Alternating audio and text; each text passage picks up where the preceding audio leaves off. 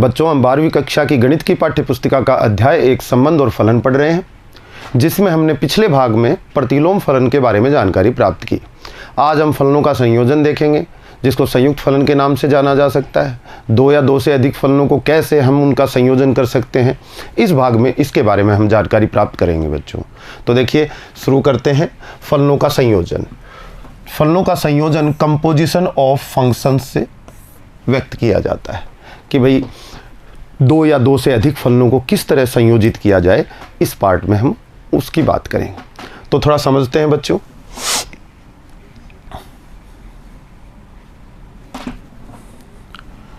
देखिए, हमारे पास मान लीजिए कि 3 समुच्चय हैं, A, B और C। A से B में एक फलन F और B से C में एक फलन G परिभाषित किया जा रहा है। अब ये फलन क्यों परिभाषित करते हैं, क्या ज़रूरत है संयोजन की, थोड़ा इसके बारे में समझें। देखिए, मान लीजिए ये आपकी कक्षा के बच्चों के रोल नंबर हैं। Roll number 1, 2, 3 and so on. 3 बच्चों के रोल नंबर हैं। जितने भी बच्चे हैं उन सब के रोल नंबर हम यहाँ पर ए समुच्चय में ले रहे हैं। अब इन बच्चों के नाम की रोल नंबर 1 से जिसका नाम है उसका ए नाम है, कोई बी बच्चा है, कोई सी नाम का बच्चा है, इस तरह से। तो 1 रोल नंबर ए का, 2 रोल नंबर बी का, 3 रोल नंबर सी का। तो ये फलन एफ हमने रोल नंबर से बच्चे के नाम को जोड़ दिया। उसके बाद हम मैथमेटिक्स का एग्ज़ाम ले रहे हैं और उसमें कुछ बच्चों के मार्क्स आए। 10 मार्क्स का एग्ज़ाम है। मान लीजिए किसी के 5 आए हैं, किसी के 7 आए हैं, किसी के 9 आए हैं, है ना, होता है। हो सकता है कोई डी नाम का बच्चा है, वो 0 भी ले आए, पढ़ता नहीं होगा, तो फिर मार्क्स कैसे आएंगे।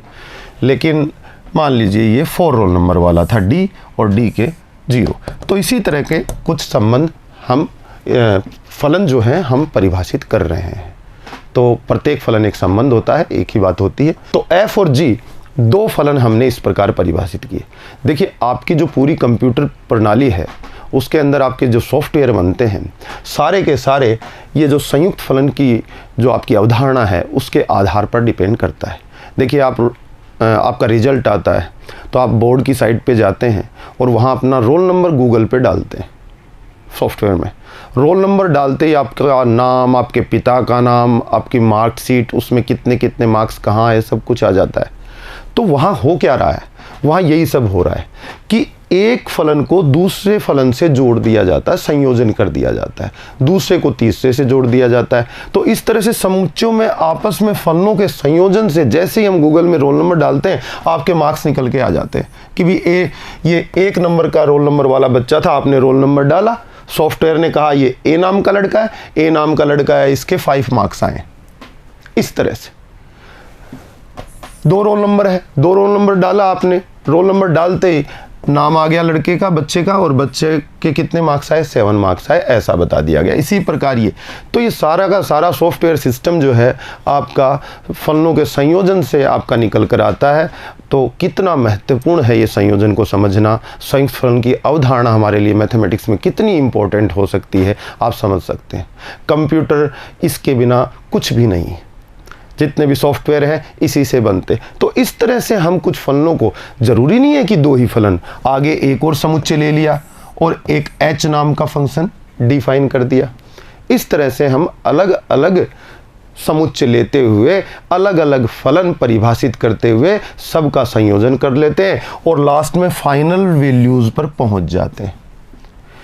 यहाँ से यहाँ भी एक फलन परिभाषित किया जा सकता है, जिसको क्या बोला जाएगा, जिसको first function f, second function g। तो फर्स्ट फंक्शन राइट साइड में लिखा जाता है बच्चों, f लिख दिया। संयोजन का जो ऑपरेशन है उसको o से डिनोट करते हैं और फिर आपका सेकंड फंक्शन कौन है, g, तो g इधर लिखा जाता है। और ये कहाँ से कहाँ डिफाइन होगा, देखिए आपने इस फंक्शन को a से c में डिफाइन किया है। अगर आप h और फंक्शन लेते आगे तो आपका ये जो फंक्शन ये बोला जाता फर्स्ट फंक्शन f के बाद में ऑपरेशन कौन सा, o का ऑपरेशन किसको व्यक्त करता है, संयुग्मन की प्रक्रिया को व्यक्त करने के लिए होता है। सेकंड फंक्शन आपका g और फिर एक और फंक्शन आपने h ले लिया। तो इस तरह से HOGOF बोला जाएगा। अगर ये आपका डी समुच्चय है तो आप देखिए दो फलनों का यानी कि एफ और जी का संयोजन भी ले सकते हैं, आप एफ जी एच का संयोजन भी ले सकते हैं। आगे आप आर कोई फलन परिभाषित कर दें एक समुच्चय और लेके तो उसको भी संयोजित कर सकते हैं। अच्छा, इनको बोला क्या जाता है आपने देखा। अब हम देखेंगे कि ये कहाँ से कहाँ परिभाषित है, क्योंकि कोई फलन का संयोजन कर दिया, एक फलन लिया दूसरा फलन लिया, दोनों का संयुक्त किया और एक नया फलन बना दिया, यही तो है संयोजन। देखिए आपने f और g को संयुक्त किया और GOF बना दिया, यानी कि दोनों को संयुग्मित कर दिया। कहाँ से कहाँ परिभाषित होगा बच्चों? A से C में, A से C में परिभाषित किया जा सकता है, ये भी ध्यान रखें। तो ये जो संयुक्त फलन जो GOF है, ये प्रथम फलन के प्रांत से अंतिम फलन के सह प्रांत तक जाता है। देखिए प्रथम फलन कौन? f का प्रांत कौन? A से स्टार्ट होगा और कहाँ तक चला गया आपका? यहाँ तक। G लास्ट में कहाँ ख़त्म हुआ? C पर, तो C तक जाएगा। तो सेकंड फलन का सह प्रांत कौन हुआ? C हुआ बच्चों। लेकिन आपने तीन फलनों को अगर संयोजन किया, संयुक्त फलन बनाया तीन फलनों का, तो क्या नाम हो गया? HOGOF। उसके लिए तीन फलन चाहिए, तो देखो F, G और H। ये कहाँ से कहाँ परिभाषित होगा बच्चों? ये परिभाषित होगा प्रथम फलन के प्रांत से अंतिम फलन के सह प्रांत तक। प्रथम फलन कौन है? F, इसका प्रांत कौन हुआ? A, ये A हुआ। और अंतिम फलन कौन है? H का सह प्रांत कौन हुआ? आपका D हुआ। तो A से D में ये फलन परिभाषित होगा। तो ये वाला जो फलन है वो तो GOF हुआ बच्चों, और ये जो फलन है आपका ये क्या हुआ? HOGOF। दोनों ही संयुक्त फलन हैं, ये भी संयुक्त फलन और ये भी संयुक्त फलन। तो आप समझ गए होंगे कि ये जो संयुग्मन है, संयुक्त फलन बनाते हैं हम, ये हमारे किस तरह से काम में आते हैं। यानी कि देखिए कई ऑपरेटर्स को जोड़कर हम उनको संयुक्त कर कर एक नया ऑपरेटर तैयार कर देते हैं। फंक्शन एक ऑपरेटर की तरह बिहेवियर करता है और फाइनली जो हमें चाहिए होता है वो हम निकाल लेते हैं। तो इससे हमारा समय की बचत हो जाती है। पहले डॉक्यूमेंटेशन होते थे बच्चों, हमारी स्कूल में बच्चे पढ़ते थे तो उनके नाम, फिर उनको रोल नंबर दिए जाते थे। बोर्ड उनकी कॉपियाँ एकत्रित करता था, कॉपियाँ एकत्रित करके उनको कोडिंग सिस्टम से डिकोड कर दिया जाता था, जैसे अल्फ़ा 1, अल्फ़ा 2, अल्फ़ा 3। फिर वो बच्चों की कॉपियाँ चेक होने के लिए जाती थी, फिर उनके मार्क्स आते थे, और मार्क्स आते थे तो इन सब का रिकॉर्ड कितना बढ़ जाता था आप सोचिए। लेकिन जैसे ही हमारे जीवन में संयुक्त फलन आया, तो कंप्यूटर का जैसे ही आविष्कार हुआ तो क्रांति आ गई। कुछ भी नहीं करना होता, आपको कहीं भाग दौड़ नहीं करनी होती, आपको सिर्फ गूगल पे जाकर अपने बोर्ड की साइट पे जाना होता है, उस सॉफ्टवेयर में आपका रोल नंबर डालना होता है, रोल नंबर डालते ही वो सारी प्रक्रिया बिल्कुल आपके सामने आ जाती है। तो आप कितने काम से बच जाते हैं। यही तो होता है, आप पढ़ना चाहते हैं, यूट्यूब पे जाते हैं, तो ये सब कुछ उसी तरह सॉफ्टवेयर मेंटेन हो रखे। किसके कारण? इस संयुक्त फलन की अवधारणा के कारण। फाइनली रिजल्ट आपको यहाँ पर मिल जाते हैं। तो कई फलनों को जोड़कर संयुक्त फलन की अवधारणा इस प्रकार बच्चों को दी जाती है यहाँ पर। तो देखिए इसको परिभाषित करते हैं बच्चों। परिभाषित किस तरह से किया गया है? देखिए फलनों का संयोजन।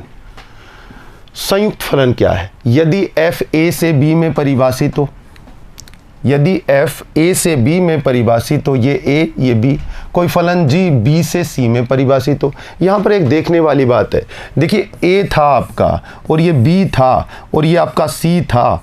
a b और c, a से b में एक फलन और b से c में एक फलन, इसको f दिया, इसको g नाम दे दिया, जैसा कि आपने अभी यहाँ पर दिया था, समझा था इसे।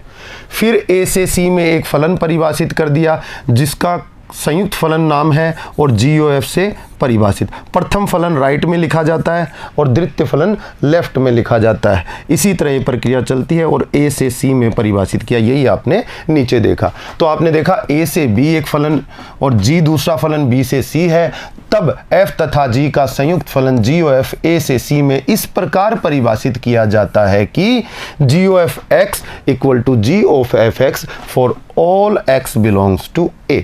इस बात को भी जरा हम आगे समझते हैं। तो दो फलनों का संयुक्त फलन GOF A से C में परिभाषित किया जा सकता है, और किस प्रकार किया जा सकता है आगे और समझते हैं इस बात को। देखिए ये यहाँ पर मैंने बना रखा है, एक समुच्चय A है, दूसरा समुच्चय B है, तीसरा समुच्चय C है, आपका F A से B में है, G B से C में है। तो ध्यान रखिए बच्चों, जो फर्स्ट फलन है f, ये जहाँ जो इसका सह प्रांत आ रहा है वहाँ से फिर आप दूसरा g निकाल रहे हैं। तो देखिए जो इसका सह प्रांत था f का, वो किसका प्रांत बन गया है, f का सह प्रांत g का प्रांत बन गया है।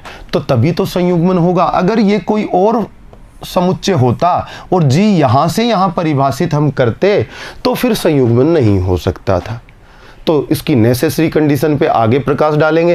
पहले ये जुड़ाव दिखना चाहिए, जैसे f यहाँ से यहाँ आया तो g यहाँ से आगे बढ़ना चाहिए, तभी उनका संयुग्मन बन पाएगा।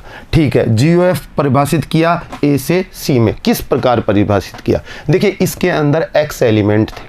अब x कोई भी फलन अपने डोमेन को लेता है, तो f किसको ग्रहण करेगा, अपने डोमेन को।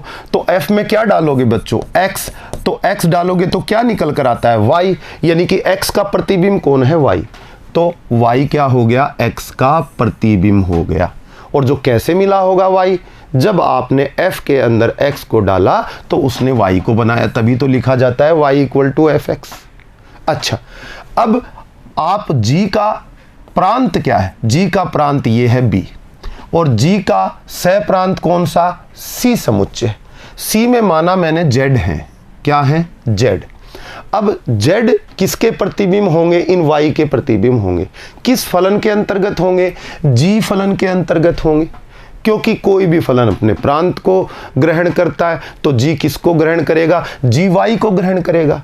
तो जैसे ही G में Y डालेंगे Z बनेगा। तो आप देखिए Z = क्या, G और y का। तो g में y डाला तो क्या बन गया, y का प्रतिबिंब कौन आ गया, z।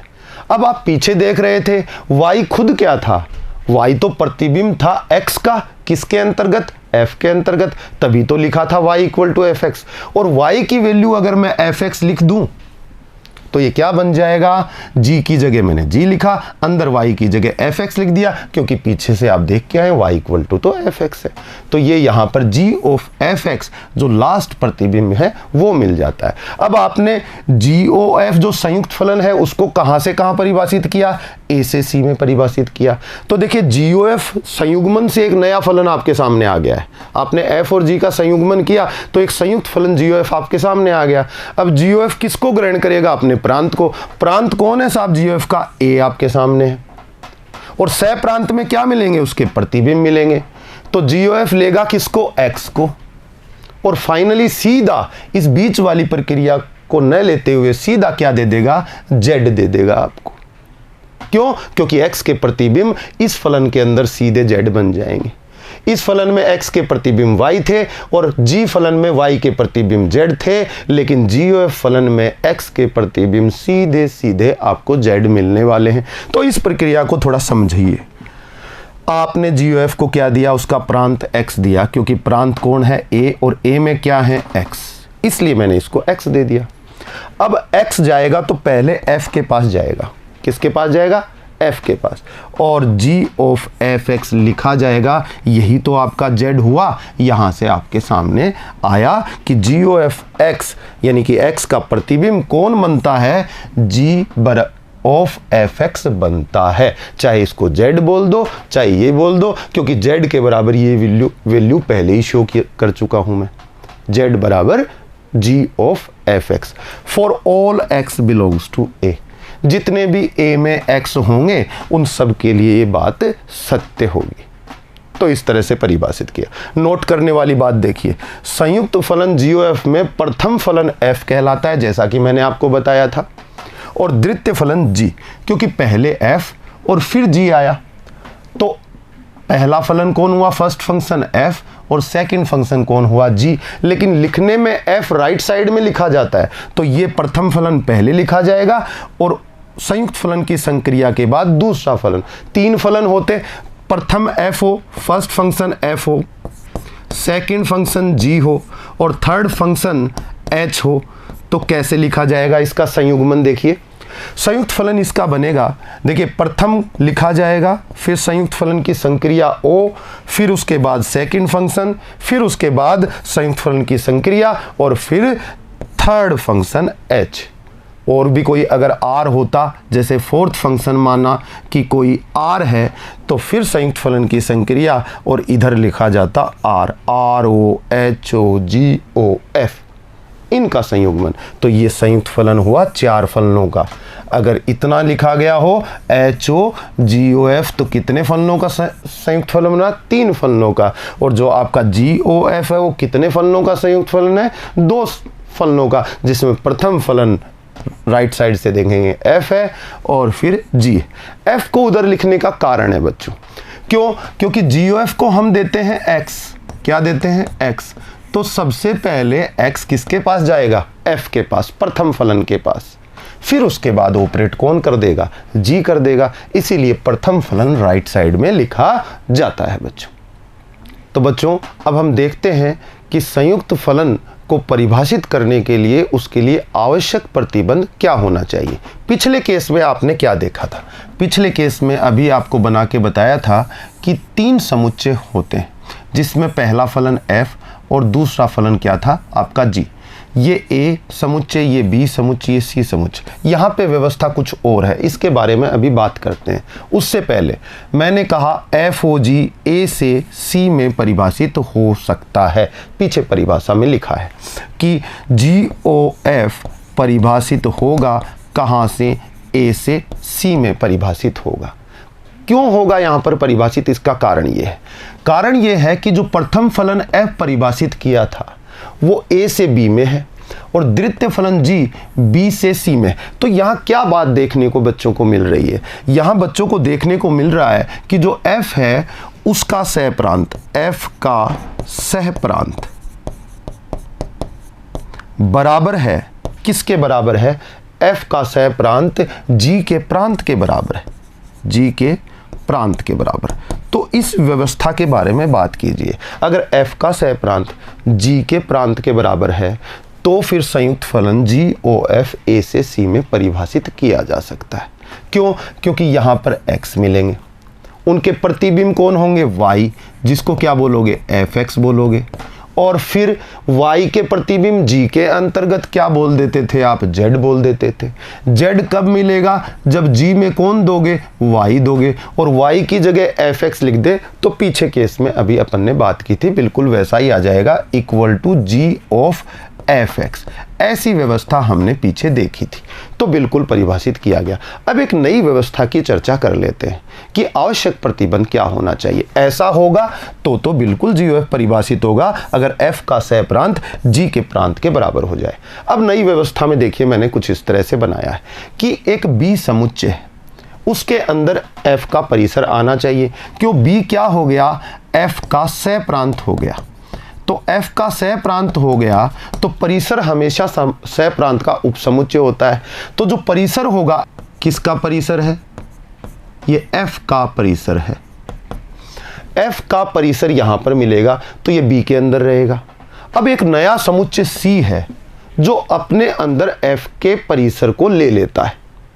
फॉर एग्जाम्पल मान लो B की वैल्यू है 1 2 3 4 और f का परिसर है आपका, f का परिसर बराबर 1 और 2 ही है। और एक समुच्चय C ले लिया जाए जिसके अंदर 1 2 रहें और साथ में 7 आ जाए। तो देखिए कुछ व्यवस्था आप इस तरह की है कि नहीं, f का परिसर B में भी आ गया और f का परिसर C में भी आ गया। तो B में भी हो गया और C में भी हो गया। तो यहाँ पर एक चीज़ देखने को मिलती है कि जो f का परिसर है वो उपसमुच्चय है किसके? G के प्रांत का। ऐसी व्यवस्था देखिए, f का परिसर उपसमुच्चय हो गया G के प्रांत का। अगर ऐसा हो तो भी संयुक्त फलन परिभाषित किया जा सकता है। ये नेसेसरी कंडीशन है बच्चों, ये होना ही चाहिए। लेकिन यहाँ पर जब आप दूसरी व्यवस्था की बात करते हैं कि f का सह प्रांत बराबर g का प्रांत हो जाए, तो g का प्रांत कौन हुआ, b हुआ, और f का सह प्रांत भी b हुआ, तो बराबर हो गए ना, क्योंकि f कहाँ से कहाँ b तक है और b से g स्टार्ट हुआ, तो g का तो b प्रांत बन गया और f का क्या बन गया, सह प्रांत। तो ये दोनों बराबर हो गए, और ये दोनों बराबर हो गए बच्चों, तो f का परिसर क्या f के सह प्रांत में होगा, आप कहेंगे होगा, तो फिर वो g के प्रांत के अंदर भी चला गया, इसका मतलब g के प्रांत का उपसमुच्चय हो गया f का परिसर। तो ये नेसेसरी कंडीशन यहाँ पे, यहाँ इस कंडीशन से ये चीज़ अपने आप शो हो जाती है। तब हम कहेंगे कि फलन जो है, दो फलनों का संयुक्त फलन GOF परिभाषित हो जाएगा। तो ये नेसेसरी कंडीशन है, इस कंडीशन में ये कंडीशन छुपी हुई है बच्चों, इसलिए GOF परिभाषित किया जा सकता है। तो आप देख लें, संयुक्त फलन GOF का अस्तित्व तभी होगा, कब होगा, केवल और केवल यदि प्रथम फलन f का परिसर द्वितीय फलन g के प्रांत का क्या हो बच्चों, उपसमुच्चय हो, अर्थात f का परिसर g उपसमुच्चय हो g के प्रांत का। तो बच्चों ने देखा कि नेसेसरी कंडीशन संयुक्त फलन की क्या होनी चाहिए। अब तीन फलन जुड़े, सोचिए, अब थोड़ी और बात करते हैं कि तीन फलनों का अपन संयुक्त फलन निकाल ले रहे हैं, ठीक है। तो तीन फलन का निकाल ले रहे हैं,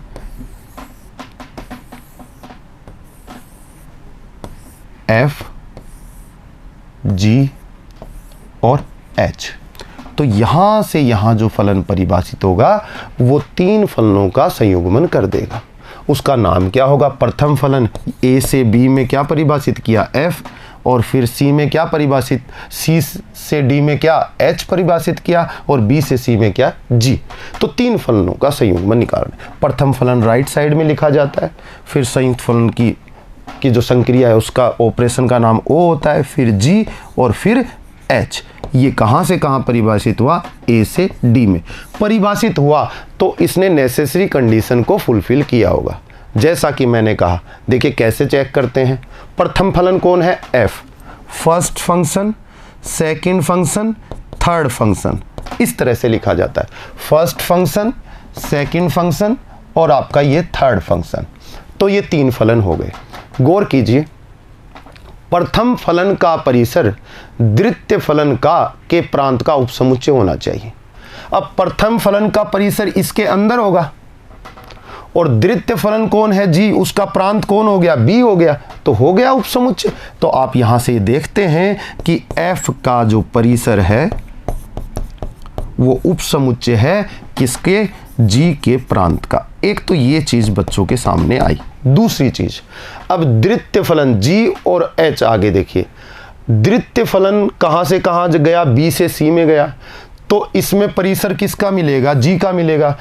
तो g का परिसर h के प्रांत का उपसमुच्चय होना चाहिए। बिल्कुल, h का प्रांत कौन हो गया, c ही हो गया, और इसके अंदर किसका परिसर छुपा हुआ है, g का परिसर छुपा हुआ है। तो आप यहां देखते हैं कि g का जो परिसर है वो उपसमुच्चय है h के प्रांत का।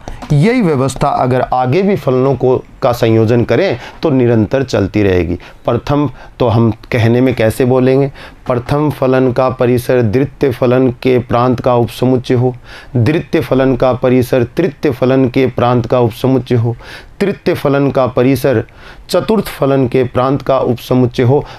अगर ऐसा चलता रहा तो फिर फलनों का संयोजन हो जाता है। तो बच्चों ने बहुत सीख लिया होगा कि संयुक्त फलन की अवधारणा क्या कहती है।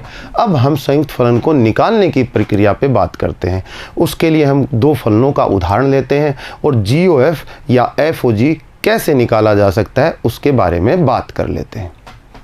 देखिए, fx equal to sine x बच्चों ने लिया, ये r से r में परिभाषित है, तथा एक दूसरा फलन gx mod of 2x plus 3 लिया, ये भी r से r में परिभाषित है। तो पहले तो बात ये करते हैं क्या इनका संयुग्मन हो सकता है कि नहीं। तो नेसेसरी कंडीशन पे ध्यान देंगे। देखिए, मैंने कहा एक r समुच्चय है, दूसरा भी r समुच्चय है और तीसरा भी r समुच्चय है। ये क्वेश्चन जो कह रहा है, ये कह रहा है यहाँ से यहाँ f और यहाँ से यहाँ g परिभाषित है। तो बताइए क्या f r से r में है? तो मैंने कहा r से r में f परिभाषित हो गया। ठीक है, g भी r से r में है, तो मैंने r से r समुच्चय में g को परिभाषित कर दिया। तो फिर तो संयुक्त फलन आपका क्या बन जाना चाहिए? आपका बन जाना चाहिए GOF। और GOF कहाँ से कहाँ परिभाषित होता है? प्रथम फलन के प्रांत से द्वितीय फलन के सह प्रांत तक। तो ये r से r ही परिभाषित हो जाएगा। ये बात बच्चों के समझ में आ गई होगी। अच्छा, दूसरी स्थिति बताता हूँ। इसमें GOF परिभाषित हुआ, क्या FOG भी हो सकता है? अगर मैं पहले g को ले लूँ, जरा बात करते हैं। अगर मैंने पहले g को परिभाषित कर दिया और फिर मैंने f को परिभाषित कर दिया, क्योंकि तीनों समुच्चय ही r हैं, कोई फर्क नहीं पड़ेगा।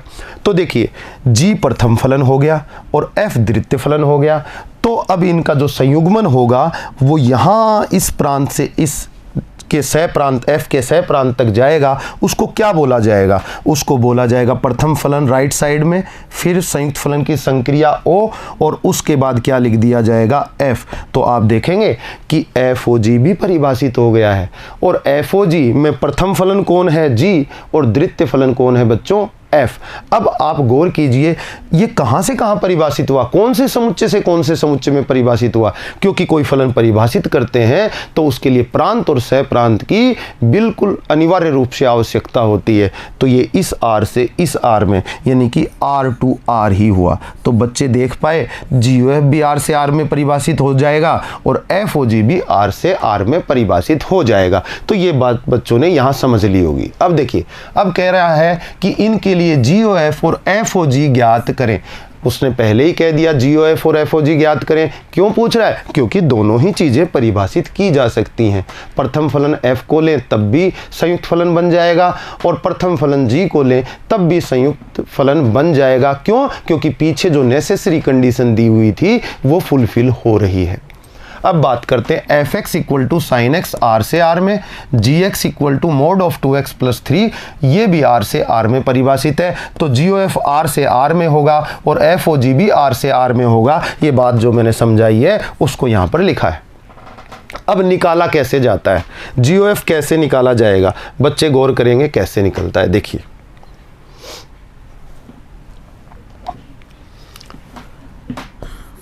GOF एक फलन हुआ, संयुक्त फलन। ये अपने प्रांत को डील करेगा, x दे दिया, क्योंकि यहाँ x होंगे ना, वो x इसको दे दिए। अब ये अपने प्रांत को ऑपरेट करेगा। तो देखिए थोड़ी देर पहले परिभाषा पढ़ी थी कि GOFX इक्वल टू किस प्रकार परिभाषित होता है? G of fx, ये आपने पढ़ा था for all x belongs to a के लिए स्टार्टिंग में। तो यहाँ पर देखिए GOFX लिखा जा सकता है G of fx। ये लीजिए G of fx का मतलब G अपनी जगह रहेगा, fx का मतलब आपको दिया हुआ है क्वेश्चन में sin x। तो fx का मतलब क्या हो गया बच्चों? sin x हो गया। अब G sin x को ऑपरेट करेगा। G ऑपरेट कैसे करता है आप बताइए? यहाँ पर G ऑपरेट ऐसे करता है कि g को जब x देते हो तो वो 2x प्लस 3 और उसके मोड लगा देता है। अब आप ही बताइए, अगर sin x दोगे तो वो इसके साथ भी ऐसा ही बिहेवियर करेगा, क्योंकि यहाँ x है तो ये बना और g के अंदर यहाँ क्या दिया हुआ है बच्चों को? sin x। तो sin x आगे x की जगह चला जाएगा, mode of 2 sin x plus 3 का मोड। ये आपका आंसर आएगा। तो देखिए ये आपने G of fx, G sin x को ऑपरेट किया तो ये आ गया। अब FOG कैसे निकालेंगे? FOG को x दोगे तो कैसे लिखा जाएगा? f of gx। gx की वैल्यू कहाँ से? ये रही gx की value mode of 2x plus 3। अब मोड ऑफ 2x प्लस 3 को कौन ऑपरेट करेगा? f ऑपरेट करेगा। अब जरा f का बिहेवियर देखते हैं, f कैसे ऑपरेट करता है। f को आप x देते हैं तो बच्चों sin x बना देता है, मतलब उसके साइन लगा देता है। अच्छा, x की जगह 2 ले लोगे तो क्या बन जाएगा? sin 2। x की जगह 3 ले लोगे तो sin 3, मतलब x की जगह जो भी वैल्यू आएगी उसके साइन लगा देगा। ये इसका वर्क करने का तरीका है, इसका बिहेवियर है, इसका नियम है।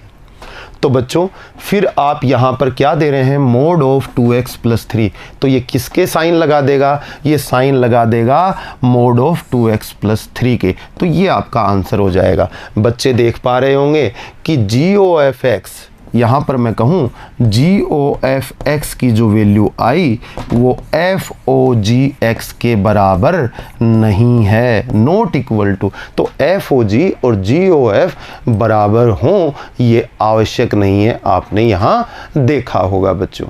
तो इस तरह FOG GOF आप निकाल सकते हैं, 2 फलनों के संयुग्मन कर सकते हैं, 3 फलनों का संयुग्मन करके नया संयुक्त फलन निकाल सकते हैं। इस तरह की बातें हमने आज के इस अध्याय में सीखी। अगले भाग में कुछ बातों पर और चर्चा करेंगे बच्चों। आज के लिए इतना ही, धन्यवाद।